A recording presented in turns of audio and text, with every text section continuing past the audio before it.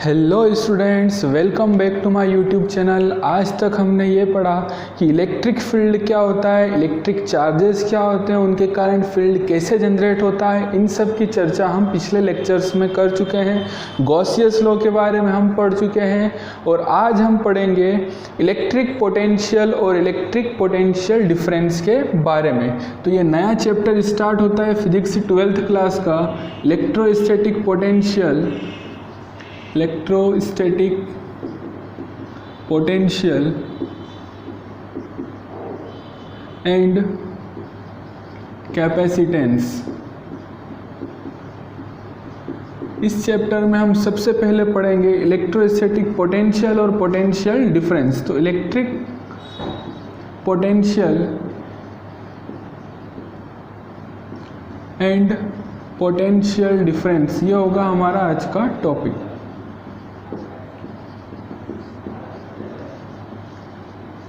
तो देखो, potential difference को अगर समझना हुआ, पोटेंशियल डिफरेंस किसे बोलते हैं। अगर ये कोई चार्ज क्यू रखा, ये अपना इलेक्ट्रिक फील्ड बनाएगा हर डायरेक्शन में, ये इलेक्ट्रिक फील्ड बना लिया इस चार्ज ने। अगर किसी दूसरे चार्ज को मैं इस इलेक्ट्रिक फील्ड में एक पॉइंट से दूसरे पॉइंट तक लेके आऊँ तो मुझे मान लो कितना वर्क करना पड़ा। ये हो गया पॉइंट ए और ये हो गया पॉइंट बी, ठीक है। यहाँ से यहाँ तक इस चार्ज, किसी दूसरे चार्ज को लाने में मुझे वर्क करना पड़ा WAB। ये अगर मैं मान लूँ तो जो इलेक्ट्रिक पोटेंशियल डिफरेंस होगा इन दोनों पॉइंट के बीच में, वो work done per unit charge होगा। तो इलेक्ट्रिक फील्ड में किसी भी एक यूनिट चार्ज को एक पॉइंट से दूसरे पॉइंट तक मूव करने में जितना वर्क करना पड़ता है उसे बोलते हैं हम इलेक्ट्रिक पोटेंशियल डिफरेंस। समझ पाए? पोटेंशियल डिफरेंस किसे बोलेंगे? इलेक्ट्रिक फील्ड के किसी भी एक पॉइंट से दूसरे पॉइंट तक यूनिट चार्ज को मूव करवाने के लिए जितना वर्क करना पड़ता है उसे बोलते हैं हम potential difference between this two points. अब अगर यहाँ पे कोई चार्ज रखा Q नॉट चार्ज को A पॉइंट से B पॉइंट तक लेके आए हैं तो वर्क कितना करना पड़ा है WAB। अभी पोटेंशियल डिफरेंस लिखना हुआ इन दोनों पॉइंट के बीच में V। पोटेंशियल डिफरेंस को किससे रिप्रेजेंट करेंगे? V से। और वो किसके इक्वल होगा? Potential at A minus potential at B। Sorry, final minus initial लिखते हैं इसलिए लिखेंगे VB माइनस VA। ये हो जाएगा पोटेंशियल डिफरेंस। और इसे क्या पढ़ेंगे हम? किसके इक्वल होगा ये? WAB divide by Q not. क्या समझ पाए? ये हो जाएगा पोटेंशियल डिफरेंस। मतलब इलेक्ट्रिक फील्ड के किसी भी एक पॉइंट से दूसरे पॉइंट तक मूव करवाने के लिए यूनिट चार्ज के ऊपर हमें जितना वर्क करना पड़ता है उसे बोला जाता है पोटेंशियल डिफरेंस। अब ये वर्क डन, वर्क की यूनिट क्या होती है? जूल। और Q नॉट यानी चार्ज की यूनिट क्या होती है? कूलाम। तो जूल पर कूलाम, इसे हम पढ़ते हैं वोल्ट। क्या पढ़ेंगे? वोल्ट। तो 1 वोल्ट की अगर डेफिनेशन लिखना हुआ तो कैसे लिखोगे? 1 volt is work done on 1 coulomb charge. If the work done on 1 coulomb charge is 1 joule, then we can say that potential difference between that two point is 1 volt. ठीक है, तो ये हो जाएगा 1 वोल्ट का डेफिनेशन। तो potential difference ये, अगर ये VA पॉइंट बहुत दूर हो, VA टेंड्स टू इन्फिनिटी, तब क्या होगा? अगर VA इन्फिनिटी को टेंड करता है, इसका मतलब क्या होगा? VA पॉइंट इन्फिनिटी पे है, इसका मतलब इस चार्ज से ये पॉइंट बहुत दूर है इनफाइनाइट पे, और इनफाइनाइट पे हम जानते हैं इलेक्ट्रिक फील्ड क्या हो जाता है? ज़ीरो। इसलिए वहाँ के पॉइंट के लिए हम इलेक्ट्रिक पोटेंशियल को भी क्या लेके चलेंगे? ज़ीरो। अगर VA इन्फिनिटी को टेंड करता है ए पॉइंट, तब VA क्या हो जाएगा? ज़ीरो के इक्वल। तब इलेक्ट्रिक पोटेंशियल अगर लिखना हुआ तो क्या हो जाएगा? WAB divide by Q not के इक्वल।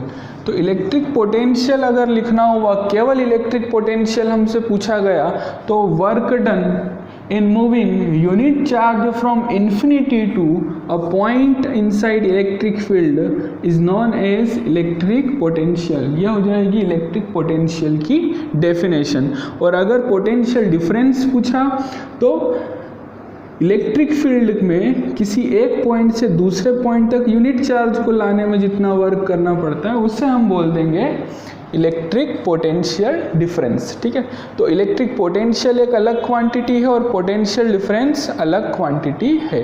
तो इलेक्ट्रिक पोटेंशियल की डेफिनेशन क्या हो जाएगी? इलेक्ट्रिक पोटेंशियल, अगर ये ए पॉइंट इन्फिनिटी पे हो जाए मतलब वहाँ पे इलेक्ट्रिक फील्ड इलेक्ट्रिक पोटेंशियल कितना लेके चलते हैं अपन? 0। तो इन्फिनिटी पे अगर इलेक्ट्रिक पोटेंशियल 0 है तो वहाँ से उस चार्ज को इलेक्ट्रिक फील्ड के किसी पॉइंट तक लाने में जितना वर्क करना पड़ेगा उसे हम बोलेंगे इलेक्ट्रिक पोटेंशियल।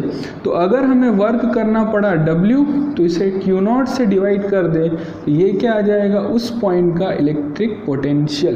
समझ पाए क्या? ठीक है, अभी इलेक्ट्रिक पोटेंशियल की यूनिट भी उतनी होगी जितनी की पोटेंशियल डिफरेंस की होती है और वो कितनी होगी? Volt SI unit. ठीक है, अब अगर हमें फाइंड करना हुआ electric potential due to a point charge, तो पॉइंट चार्ज के कारण इलेक्ट्रिक पोटेंशियल कैसे फाइंड करेंगे? देखो, electric potential due to a point charge, तो हम मान लेते हैं ये कोई पॉइंट चार्ज Q यहाँ पे रखा है Q, इससे R डिस्टेंस पे, यहाँ से कितनी डिस्टेंस है? R डिस्टेंस पे कोई पॉइंट है P।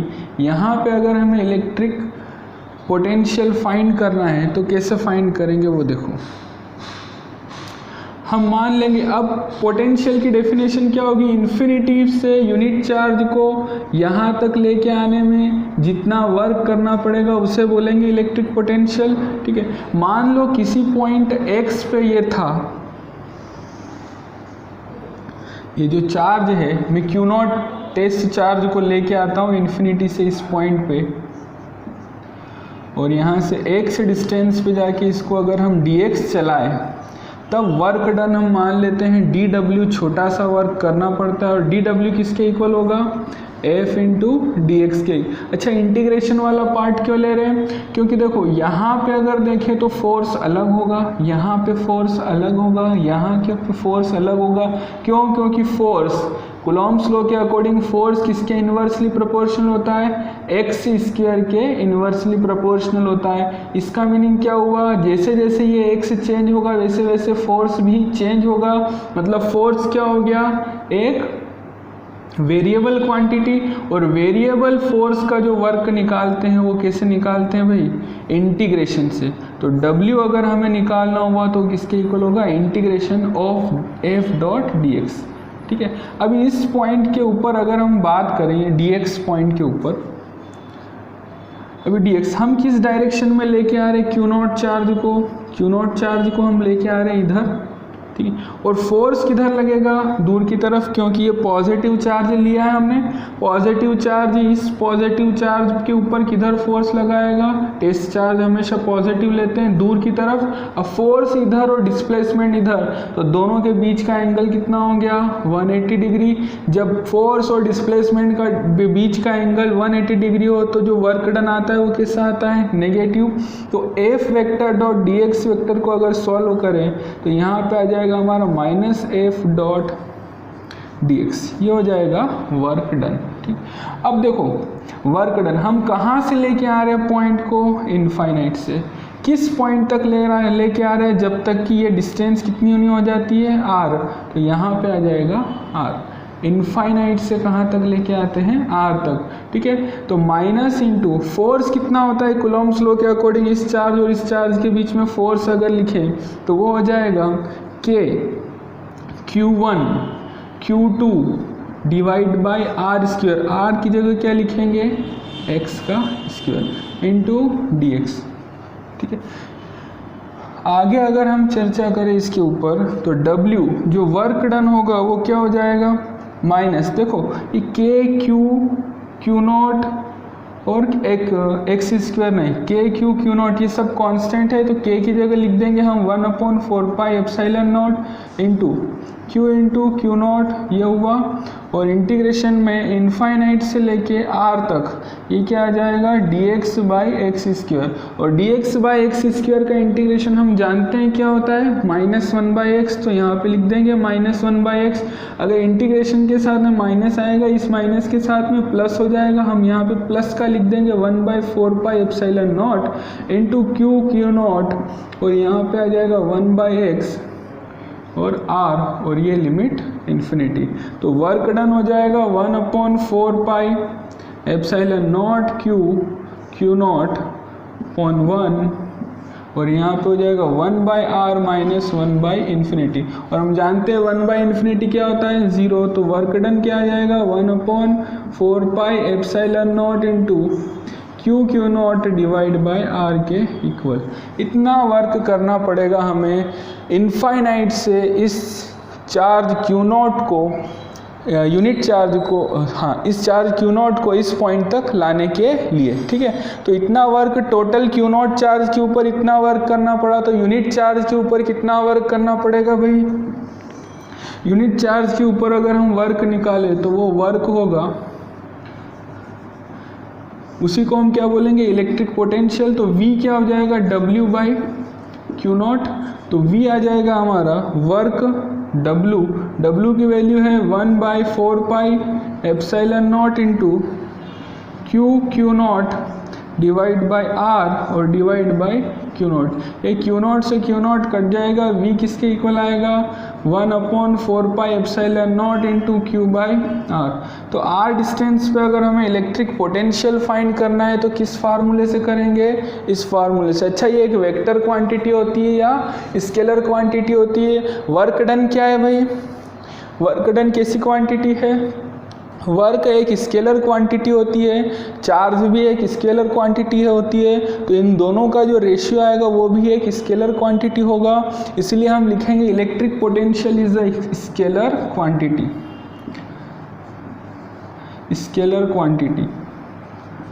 और जो स्केलर क्वांटिटी होती है वो क्या लॉ ऑफ वेक्टर एडिशन को फॉलो करती है, नहीं करती है, इसलिए किसी भी पॉइंट के ऊपर अगर मल्टीपल चार्जेस के कारण इलेक्ट्रिक पोटेंशियल निकालना हुआ तो हम उन चार्जेस के कारण अलग अलग इलेक्ट्रिक पोटेंशियल का डायरेक्ट सम कर देंगे, तो वहाँ पे उस पॉइंट पे क्या आ जाएगा नेट इलेक्ट्रिक पोटेंशियल कितना होगा उन सभी चार्जेस के कारण वो, ठीक है। तो यहाँ से हमें पता चला इलेक्ट्रिक पोटेंशियल एक स्केलर क्वांटिटी होती है, और ये होता है पॉइंट चार्ज के कारण इलेक्ट्रिक पोटेंशियल। अच्छा इलेक्ट्रिक फील्ड कितना आया था पहले हमने इलेक्ट्रिक फील्ड निकाला था, तो E की वैल्यू आई थी 1/4πε0 इंटू Q/R²। अब इलेक्ट्रिक फील्ड क्या होता है इन्वर्सली प्रोपोर्शनल होता है R² के, और इलेक्ट्रिक पोटेंशियल 1/R के इन्वर्सली प्रोपोर्शनल आएगा, ठीक। तो अगर इन दोनों के बीच में ग्राफ बनाया जाए, इलेक्ट्रिक फील्ड और इलेक्ट्रिक पोटेंशियल इधर लेते हैं और R इधर लेते हैं, तो एक का ग्राफ ऐसा आएगा और दूसरे का ग्राफ भी ऐसा ही आएगा, बस थोड़ा सा डिफरेंस होगा इनमें, ये ठीक है।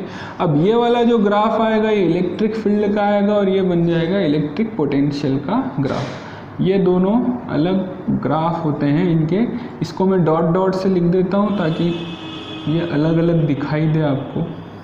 तो इलेक्ट्रिक फील्ड का ये होगा और इलेक्ट्रिक पोटेंशियल का ग्राफ ये होगा, ठीक है। तो ये हो जाएगा इसका सॉल्यूशन। ग्राफ बनाना है तो इस टाइप से इसके ग्राफ बन जाएंगे। ये किसके कारण निकाला हमने इलेक्ट्रिक पोटेंशियल, पॉइंट चार्ज के कारण। अब अगर हमें इलेक्ट्रिक डाइपोल के कारण निकालना हुआ इलेक्ट्रिक पोटेंशियल किसी भी पॉइंट पे, तो कैसे फाइंड करेंगे वो देखो। अब लिखेंगे electric potential due to an electric dipole. तो डाइपोल के कारण निकालना है, दो पोजीशन पे निकालते हैं अपन इलेक्ट्रिक डाइपोल के कारण इलेक्ट्रिक फील्ड। कौन कौन सी पोजीशन होती है वो, एंड ऑन पोजीशन या फिर एक्सियल पोजीशन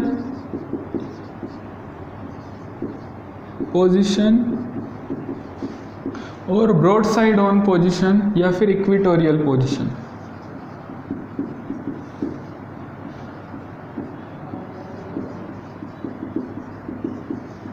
तो पहले इक्वेटोरियल पोजीशन पे निकाल के देखते हैं। ये कोई चार्ज है -q, ये चार्ज है +q, इलेक्ट्रिक डाइपोल है, ये दोनों के बीच की डिस्टेंस 2a है।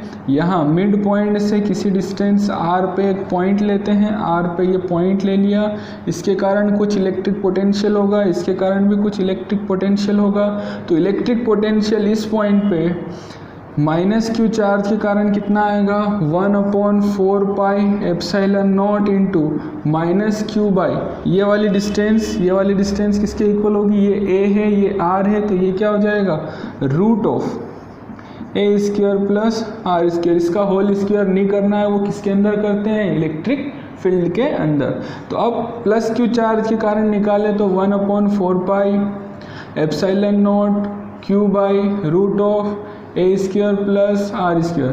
अगर नेट पोटेंशियल निकालना है तो डायरेक्ट ऐड कर दो, -q प्लस q। यहाँ से देखिए 1/4 pi epsilon not negative q by √a² plus r², और ये प्लस का आ जाएगा 1/4 pi epsilon not q by √a² plus r²। देखो ये जितनी क्वांटिटी उतनी ये क्वांटिटी भी, दोनों कैंसिल हो जाएंगे, इलेक्ट्रिक पोटेंशियल क्या आ जाएगा, 0। अभी इलेक्ट्रिक फील्ड कैसी क्वांटिटी थी, वेक्टर क्वांटिटी। जब यहाँ पे वेक्टर एडिशन होता है तो कुछ न कुछ इलेक्ट्रिक फील्ड आता है, पर जब यहाँ पे ये स्केलर क्वांटिटी होगी तो यहाँ पे कोई भी इलेक्ट्रिक फील्ड नहीं आएगा कोई भी इलेक्ट्रिक पोटेंशियल नहीं आएगा, क्योंकि इलेक्ट्रिक पोटेंशियल क्या है, एक स्केलर क्वांटिटी। तो स्केलर क्वांटिटी का जब हम यहाँ पे नेट इलेक्ट्रिक पोटेंशियल निकालते हैं तो वो कितना आ जाता है, 0 के इक्वल। और पहले कितना आया था इलेक्ट्रिक पोटेंशियल, इलेक्ट्रिक फील्ड कितना आया था, kp/r² के इक्वल, ठीक है, kp/x³। अभी ये इक्वेटोरियल पोजीशन के बाद में हम एक्सियल पोजीशन पे निकालते हैं, एक्सियल पोजीशन।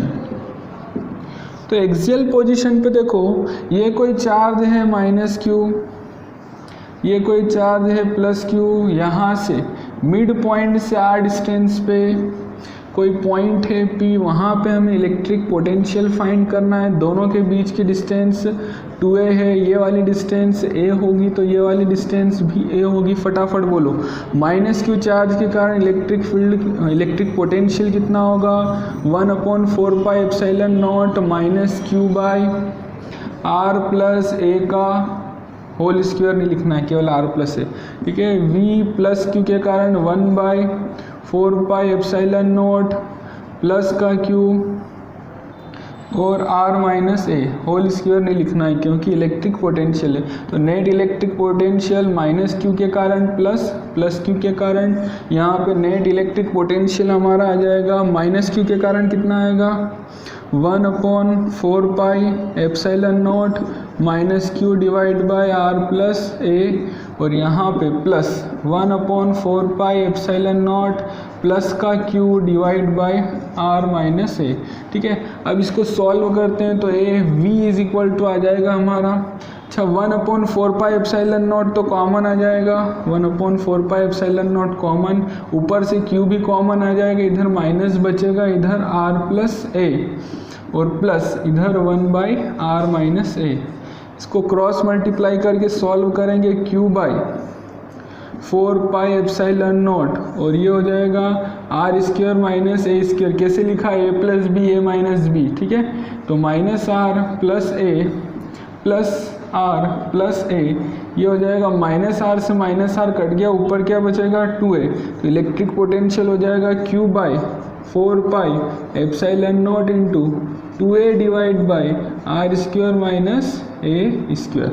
अब यहाँ से आगे सॉल्व अगर करें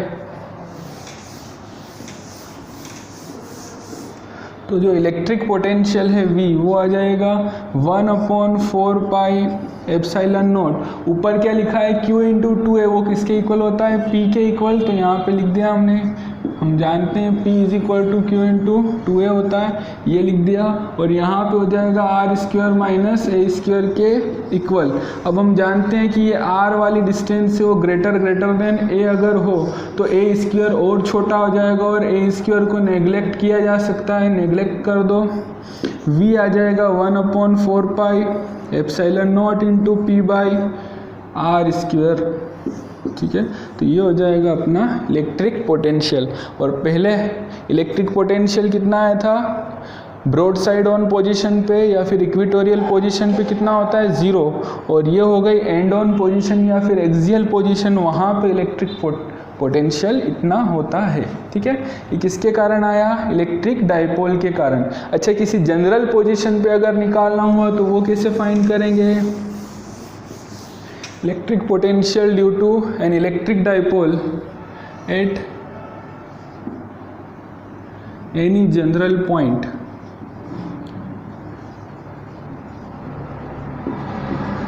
अब जनरल पॉइंट क्या हुआ, किसी भी एंगल पे अगर ले लिया जाए, जैसे ये -Q, ये दूसरा चार्ज हुआ +Q, इसके मिड पॉइंट से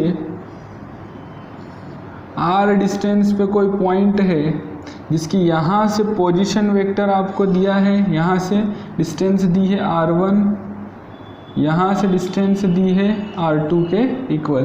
तब अगर ये वाली डिस्टेंस की बात करें, ये वाली डिस्टेंस, तो ये लगभग किसके इक्वल होगी भाई, R1 माइनस R2 के इक्वल।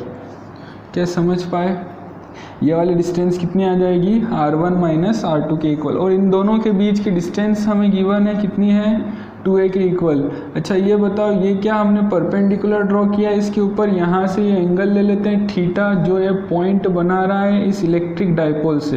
ये हो जाएगी इलेक्ट्रिक डाइपोल मोमेंट की डायरेक्शन, और ये हो जाएगा ये पॉइंट जो कि यहाँ से थीटा एंगल पे मौजूद है। अगर इस पॉइंट पे निकालना हुआ इलेक्ट्रिक पोटेंशियल तो कैसे फाइंड करेंगे, वो देखो। पहले तो -Q के कारण अगर लिखे यहाँ पे इलेक्ट्रिक पोटेंशियल, तो वो कितना आएगा, वो देखो, electric potential due to -Q charge 1/4 pi epsilon naught into -Q divide by क्या लिखूँगा मैं, ये वाली डिस्टेंस और ये वाली डिस्टेंस कितनी है, R1 के इक्वल। अच्छा, अगर +Q के कारण निकाला जाए तो वो कितना आएगा, 1/4 pi epsilon naught into Q by R2 के इक्वल। ठीक, अगर ये R1 के इक्वल है, ये R2 के इक्वल है, तो अब देखो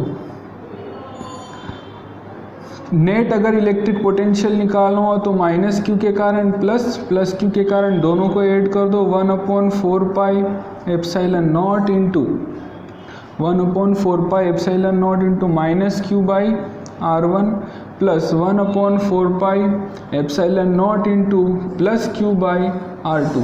ये हो जाएगा 1/4 pi epsilon naught into Q, यहाँ से आ जाएगा कॉमन, और यहाँ से बन जाएगा R2 minus R1 divide by R1 into R2। ठीक है, तो यहाँ से अगर ध्यान से देखें तो R2 माइनस R1 किसके इक्वल है, अब ये 2A के इक्वल होगा, ये 2A, और यहाँ से एंगल ये कितना है, थीटा, ये एंगल थीटा है, तो लगभग ये एंगल भी कितना होगा, थीटा के इक्वल। तो ठीक है, ये एंगल अगर थीटा है तो ये वाली डिस्टेंस जो R1 माइनस R2 है, ये किसके इक्वल हो जाएगी भाई, 2A cos थीटा के इक्वल।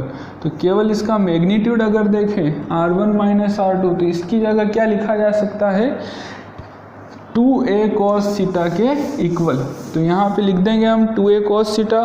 तो इलेक्ट्रिक पोटेंशियल जो नेट आएगा वो कितना आ जाएगा, Q by 4 pi epsilon naught into R2 minus R1 की जगह पे 2A cos थीटा, और डिवाइड बाई R1 R2 की जगह, अब देखो ये जो R1 डिस्टेंस होगी वो लगभग R2 के इक्वल होगी, और R1 R2 और ये R तीनों लगभग इक्वल होंगे। तो R1 लगभग इक्वल टू R2 और ये लगभग इक्वल टू R, यहाँ लिखा जा सकता है R²।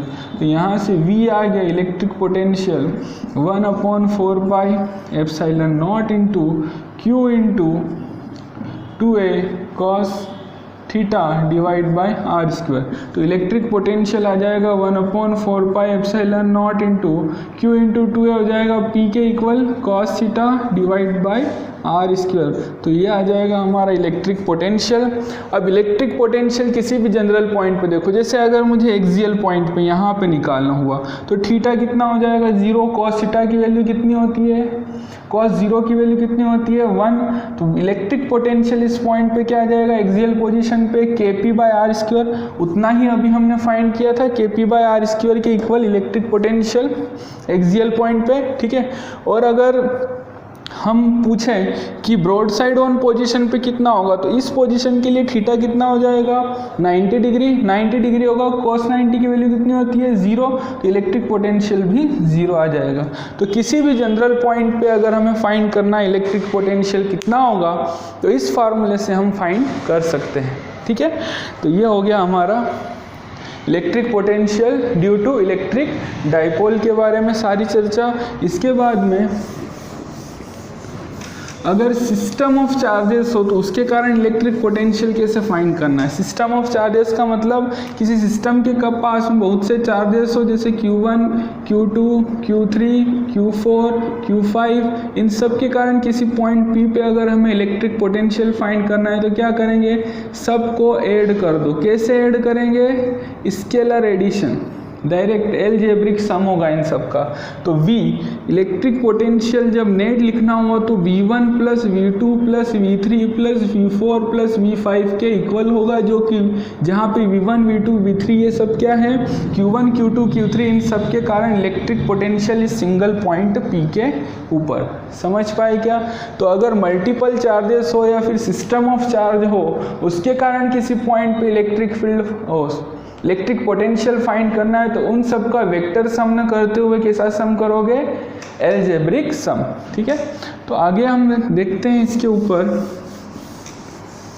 अगर कंटिन्यूअस चार्ज डिस्ट्रीब्यूशन के कारण निकालना हुआ electric potential due to continuous charge distribution.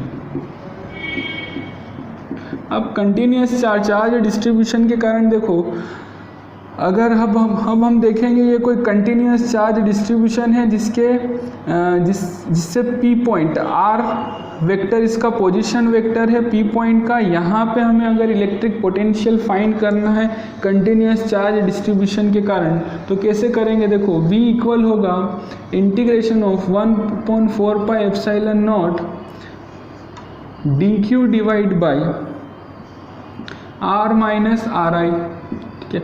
अब ये R माइनस RI क्या है, इसका पहला पोजीशन वेक्टर R1, इसका दूसरा पोजीशन वेक्टर R2, इसका तीसरा पोजीशन वेक्टर R3, ऐसे अलग अलग के कारण चेंज करते जाएंगे। तो dq सबके कारण इलेक्ट्रिक पोटेंशियल ऐड करते जाएंगे, तो हमारे पास में क्या आ जाएगा, नेट इलेक्ट्रिक पोटेंशियल। ये किसके कारण हुआ, अगर अलग अलग चार्ज हुए। अगर अलग अलग चार्ज नहीं हुए और हमने लीनियर चार्ज डिस्ट्रीब्यूशन दिया, तो 1/4πε0 इंटू क्या कर देंगे, lambda into dq divide by R minus RI। फिर से वही करेंगे, छोटे से पार्ट के कारण पहले, फिर दूसरे छोटे से के कारण, फिर तीसरे के कारण, चौथे के कारण, उन सबका इलेक्ट्रिक पोटेंशियल अलग अलग ऐड कर देंगे। तो क्या आ जाएगा, net electric potential at a single point. फिर अगर हमें फाइंड करना हुआ वॉल्यूम चार्ज डिस्ट्रीब्यूशन के लिए, सरफेस चार्ज डिस्ट्रीब्यूशन के लिए, तो सबके लिए इसी फार्मूले से फाइंड कर सकते हैं। लेमडा की जगह अगर सरफेस चार्ज डिस्ट्रीब्यूशन हुआ तो क्या लिख देंगे यहाँ पे, sigma into dq divide by R minus R1, ठीक है।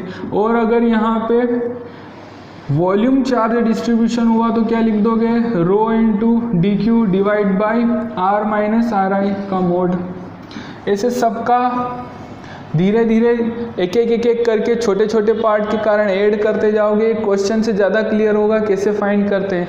इसके ऊपर क्वेश्चन हम करेंगे नेक्स्ट लेक्चर में। अभी ये केवल लिख लो आप लोग कि इतना इलेक्ट्रिक पोटेंशियल होता है लीनियर के कारण, सरफेस चार्ज डिस्ट्रीब्यूशन के कारण और वॉल्यूम चार्ज डिस्ट्रीब्यूशन के कारण। ठीक है, तो कंटिन्यूस चार्ज डिस्ट्रीब्यूशन के बारे में हमने पढ़ा, इलेक्ट्रिक पोटेंशियल कैसे फाइंड करते हैं।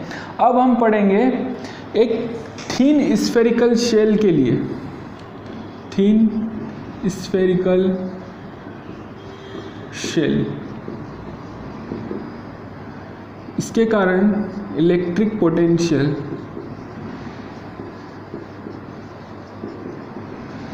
Due to.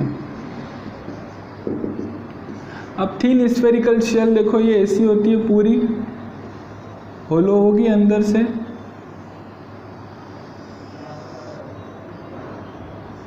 ठीक है। ये होगा इसका सेंटर, ये इसका रेडियस कैपिटल आर। अच्छा, इसके बाहर वाले किसी पॉइंट पे अगर मुझे इलेक्ट्रिक पोटेंशियल निकालना हुआ तो वो कैसे फाइंड करेंगे? V फॉर आउटर पॉइंट कितना होगा? 1/4 pi epsilon naught into Q। इसके ऊपर चार्ज मैंने प्लस Q दे दिया है, प्लस Q डिवाइड बाई इसकी डिस्टेंस मैंने यहाँ से R दी है, R दी है तो ये KQ बाय R के इक्वल। क्यों हुआ ये?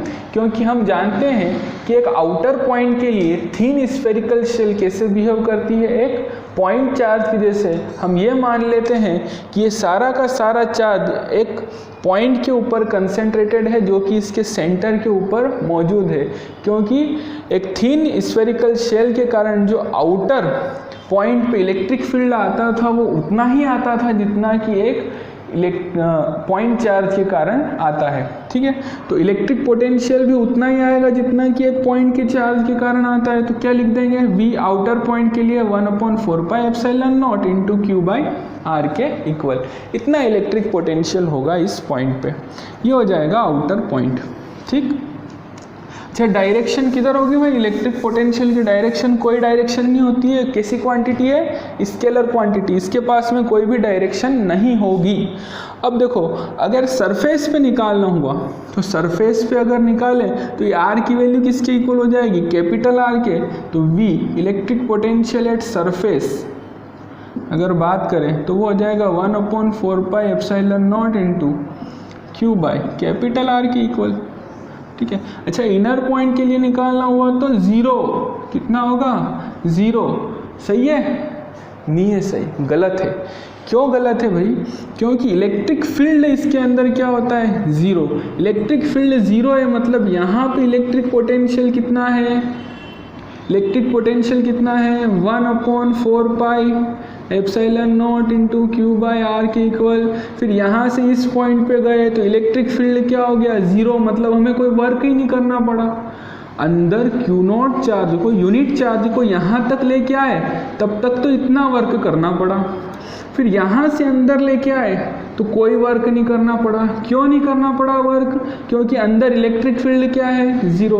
यहाँ तक इलेक्ट्रिक फील्ड था तो हमें वर्क भी करना पड़ रहा था। जैसे ही अंदर आए इलेक्ट्रिक फील्ड 0 हुआ, मतलब हमें कोई वर्क नहीं करना पड़ रहा है। मतलब यहाँ से यहाँ जितना इलेक्ट्रिक पोटेंशियल यहाँ होगा उतना ही यहाँ भी आ जाएगा। फिर यहाँ से यहाँ भी कोई वर्क नहीं करना पड़ रहा है क्योंकि इलेक्ट्रिक फील्ड 0 है। इसीलिए यहाँ तक लाने में भी इतना ही, यहाँ पे भी इतना ही इलेक्ट्रिक पोटेंशियल होगा। मतलब इसके अंदर के हर पॉइंट पे इलेक्ट्रिक पोटेंशियल कितना होता है भाई? 1/4 pi epsilon not Q by R के इक्वल। जबकि सरफेस पे अचानक से बढ़ जाता है उतना होता है और फिर धीरे धीरे कम होते जाता है क्योंकि R के इन्वर्सली प्रोपोर्शनल होता है इलेक्ट्रिक पोटेंशियल। तो अगर इसका मैं ग्राफ बनाऊँ इलेक्ट्रिक पोटेंशियल और वो पॉइंट जहाँ पे हमें इलेक्ट्रिक फील्ड फाइंड करना, उस पॉइंट की डिस्टेंस के बीच में ये R और ये V के बीच में, तो सरफेस पे जब तक R is equal to capital R नहीं हो जाता तब तक इलेक्ट्रिक पोटेंशियल कितना होता है? 1/4 pi epsilon naught into Q by capital potential 1/R के डायरेक्टली प्रोपोर्शनल होता है। ठीक है, ये हो जाएगा ग्राफ, ये इलेक्ट्रिक पोटेंशियल और डिस्टेंस के बीच में। तो आज हमने क्या सीखा? पहला पॉइंट, इलेक्ट्रिक पोटेंशियल किसे बोलते हैं, इलेक्ट्रिक पोटेंशियल डिफरेंस किसे बोलते हैं, और इलेक्ट्रिक पोटेंशियल एक इलेक्ट्रिक डाइपोल के कारण कैसे निकालते हैं। पहले तो पॉइंट चार्ज के कारण कैसे निकालते हैं, फिर इलेक्ट्रिक डाइपोल के एक्सियल पॉइंट पे कैसे निकालते हैं, इक्वेटोरियल पोजीशन पे कैसे निकालते हैं, और एक जनरल पोजीशन पे कितना होता है, उसके बाद में अगर कंटिन्यूअस चार्ज डिस्ट्रीब्यूशन हुआ तो उसके कारण कैसे निकालते हैं। साथ में हमने ये भी देखा कि सिस्टम ऑफ इलेक्ट्रिक चार्जेस हुआ तो उसके कारण इलेक्ट्रिक पोटेंशियल कैसे फाइंड करना है, और यहाँ पे लास्ट टॉपिक है थिन स्फेरिकल शेल के कारण इलेक्ट्रिक पोटेंशियल कैसे आता है और कितना आता है, ये भी हमने चर्चा की। तो आज के लेक्चर यहीं पे हम कंप्लीट करते हैं। अगले लेक्चर में हम इसके ऊपर थोड़े बहुत न्यूमेरिकल करेंगे और साथ में नेक्स्ट टॉपिक स्टार्ट करेंगे। ठीक है, थैंक यू।